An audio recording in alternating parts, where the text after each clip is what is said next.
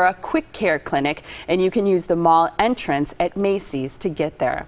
Well, first up this morning, a truly remarkable story about a woman who grew up without ever hearing the sound of her parents' voices. Liysa Callsen can hear, but she was raised by two deaf parents, and now she is married to a man who is also deaf. Liysa wrote about it in a new book. And it's called Tell 'Em, the memoir of a girl whose first language was not the spoken word. And Lisa's here now to share her story. Thanks for being with us today. Thanks for having me. So I'm so great. excited to meet you both. I know, we've been kind of emailing back and forth, and as soon as you emailed me, I thought, this is somebody we have to have on the show. It's so great to finally meet you. Thing, actually. Thank you. Thank you. And we want to mention that we have an interpreter here this morning. She is going to be signing everything that we say, and this was something that you actually suggested, Liysa, for people who don't hear. So thank you so much to our interpreter. And we've been so interested in your story. We're talking about you as a guest this morning. It's interesting that you've made it funny, but I'm sure growing up with two deaf parents maybe wasn't always funny as a child. Well, they say that comics live a life of pain, you know, and so no, it wasn't. And in fact, I was a girl personally who internalized everything, and so I needed to release that somehow. And when I married someone who was deaf, that pretty much I saw the comedy, you know, I saw all these things and learned about people that is relatable. And I'm like, you know what, I'm just like you. I just had deaf parents and can sign and talk at the same time, you know, so. This may sound like a dumb question, but how old were you when you realized that your parents couldn't talk and that other people's parents were not like that for the most part? Very common question. I've been asked that trillions of times, just like my whole show, the book does that as well. I explain all that. I probably realized I was different when I went to kindergarten. Okay. Because people would ask me, when I started school, people would say, why are you speaking with your hands? What's going on? And then when they asked me those questions, I was like, oh, is something wrong? I didn't realize that this was normal for me. I was signing, talking, making phone calls, and 5-year-olds and teachers and parents and doctors and lawyers were asking me all these different questions. And those were some of the things that you had to do as a child, right? What were some of the special tasks that we don't know that you had to do? And I'd come home from school and I have to take some phone calls and make some phone calls. Hey, what time are you open? Maybe I translate a few different doctor's appointments. I make them so funny that in the show I talk about a time when I had to translate a mechanic call because my father said to me, the car's making noise. So I'm like, oh, okay. So how did he know it was making noise? right?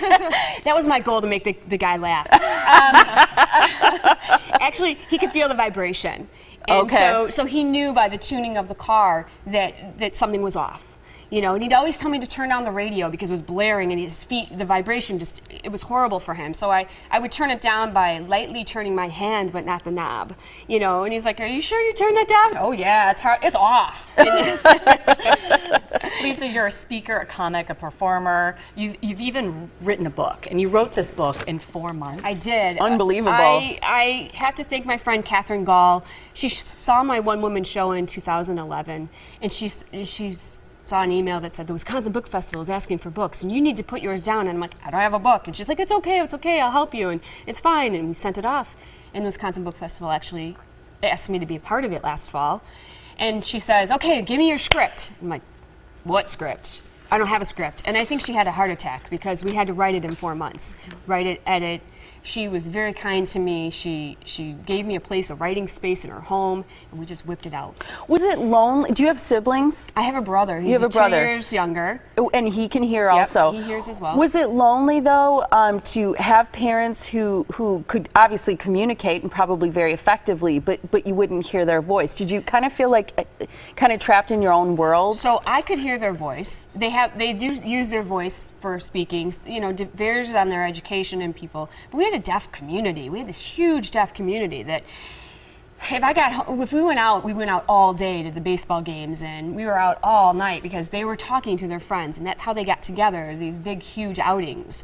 Thousands of people, really. And then, so there was 2 worlds happening. I had the deaf life, you know, which is signing and awesomeness, and then my hearing life, which was my friends and things that I found interest in. So it wasn't isolating as a kid for me, but it became about it tried to define me, you know. It's like, who are you? Are you deaf? Are you hearing? I couldn't go for, if I wanted to play softball on the deaf team, I'm not deaf. I couldn't technically play.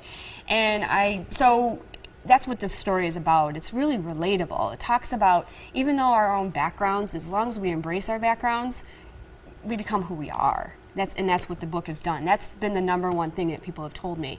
They don't know anybody deaf. They don't have deafness in their family, but they relate to this book.